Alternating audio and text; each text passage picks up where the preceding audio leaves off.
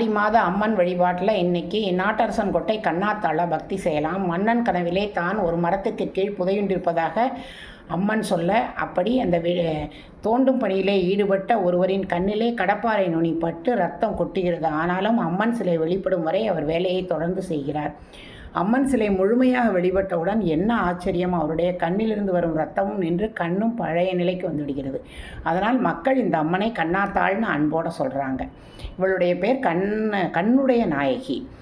இவளுக்கு இவ தன்னை வெளிப்படுத்தினது ஒரு சித்திரை மாதம் செவ்வாய்க்கிழமை. அதனால் கண் திறப்பு உற்சவம் சித்திரை மாதம் முதல் செவ்வாய்க்கிழமை சிறப்பாக நடைபெறும். ஒவ்வொரு மாதமும் முதல் வெள்ளிக்கிழமை இவளுக்கு தங்க கவசம் அணிவிப்பார்கள்.